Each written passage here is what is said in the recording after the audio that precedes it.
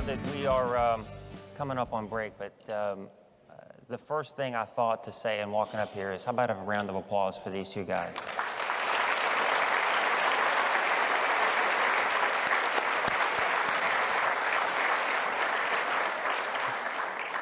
Pretty tremendous leadership skills in unprecedented amounts of stress, and I think we've added a service to the CIO portfolio, right? Gasoline as a service. I mean, can that become something the CIOs do?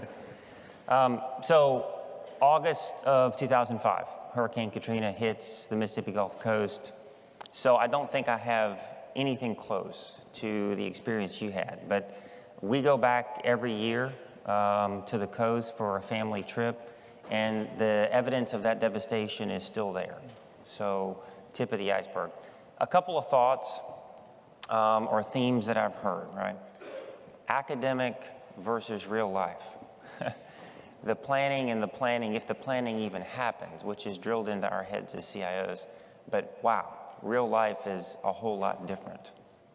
It certainly is. And my cliche that I've created, fixing the tire with the car rolling, your people go through this episode of devastation, but they're committed to work.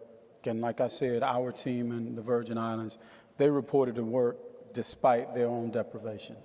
So that's the piece of the plan that you just don't factor in. Is there a way to close the gap between even good planning and a disaster of that magnitude? Is there a way to get closer to being able to deal with it as you saw it, right? Because there was some planning done.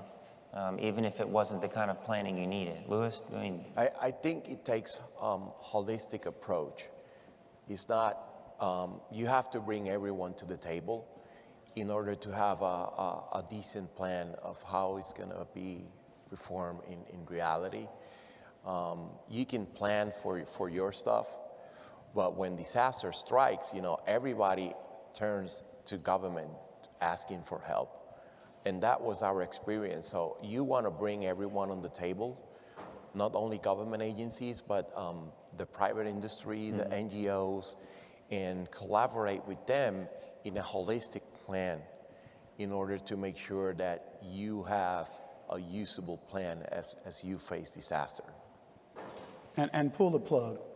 Just pull the plug. Walk in one day and just make everything dark and see how your team operates. That's probably the most realistic training opportunity for you. Send someone home when you do it and see how you have to operate without them being there in a primary role. Yeah, and you know, both of you mentioned, you know, where you are in stateside and how much we take for granted or how much we short sheet the real planning that's needed for these weather events that are completely devastating. So one of the phrases that you used that we chatted about too was, I said back up to the backup. Absolutely. And you looked at me and you said, Craig, it's back up to the backup to the backup. Absolutely. What a lesson. Yeah, these three instances of data, your applications, wherever you store that, you're going to have an instance of your data there. You have a backup plan, be it in the cloud or in a local server location, you're going to have that. But I would encourage you to speak with your customers to make sure that they look at their service level agreements and figure out a way to maintain a copy of their own data file. Okay. Yeah, that for us, at least we didn't have that type of damage with our main data center, but we are a very agency-driven IT structure.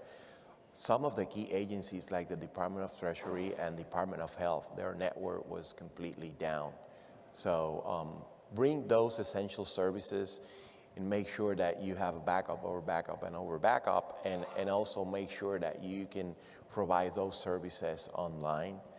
Because in order to apply for the disaster help and fund, you need those documents. So if people cannot access those documents, it was our case, basically there is no way FEMA can go out and help them.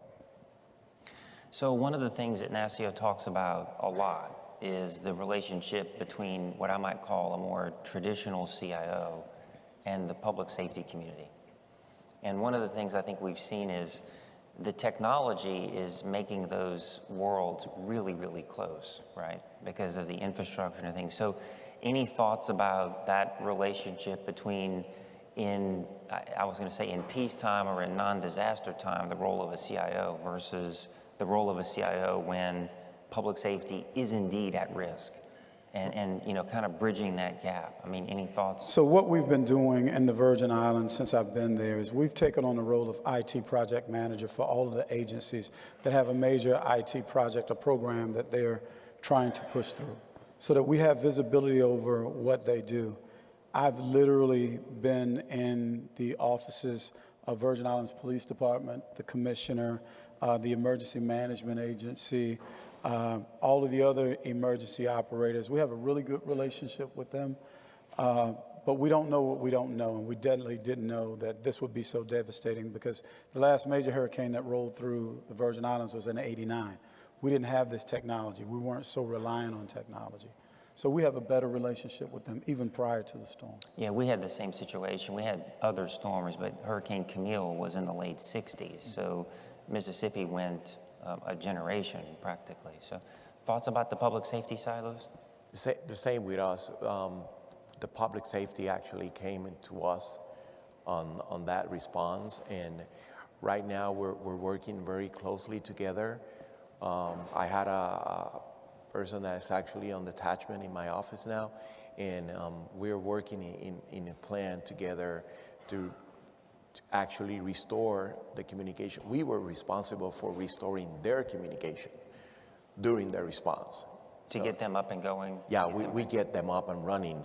And now they understand the importance of the CIO role, and they basically came to us asking for that additional help. Now we've worked very closely making sure that the plan that they have is actually executable. Mm-hmm. So we chatted, you know, a few minutes before and kind of things, but let me tell you, I was struck. Cyber would have never made my list, my traditional list. And you made that comment. I'm not sure if you had similar security issues, but it hit me, and I took some fresh notes just this morning to come up here of, wow, that needs to be on the list too. Absolutely. You have to add that in your disaster recovery plan, because your front door is open. Everybody wants to get in. What we're trying to do is harden our systems right now, not just physically harden them with firewalls and whatnot, but with anti-threat protection, putting in different measures, and then changing the processes of how we do business as well. Just eliminating as many vulnerabilities as you can.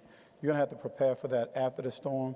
You're going to have to rise, or you prepare for it before the storm. You're going to have to rise for the occasion after the storm. Mm-hmm.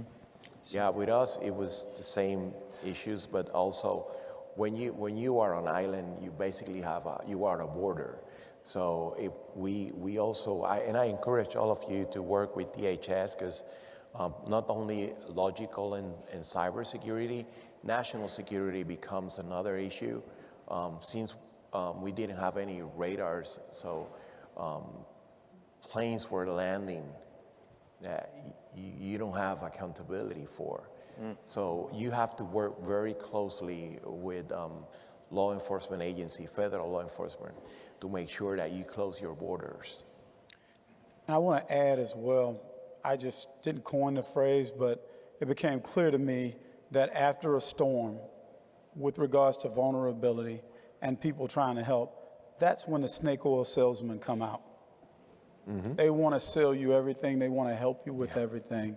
And you can't trust their credibility. Mm-hmm. And one thing that's unique about our locations, and I had a lot of calls from even friends in the States that wanted to help. Hey, I can put together a team. I can do this. I can do all of these things. We've done it in Louisiana. We've done it in Florida. We've done it in Mississippi.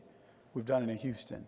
But have you put your things on a boat to get your things to our territory and to our island? Different experience altogether. Do we have the opportunity to take any questions from the audience? We do not. I'm getting the don't do that, Craig. Look, okay. Not doing that did not happen. Thank you, we're right at the top of the hour. We don't want to cut into the break. So any closing thoughts or comments, and we'll wrap this one up. Be prepared. Make sure that we can use the NASCIO community to share a plan with you all and make sure that you learn from our experience and make sure that you have the things that you need on site. That was one of our key issues, getting things on the island. So that's basically I can say. Thank you, Louis. Tony? Don't be afraid to train. Don't be afraid to pull the plug. The leadership role will come naturally. Employ the 4 Ps, people, processes, products, and policy, and then underscore that with politics, and you'll get through it. We're getting through it slowly but surely. Thank you so much. Thank you both so much for Thank talking. you. Thank you.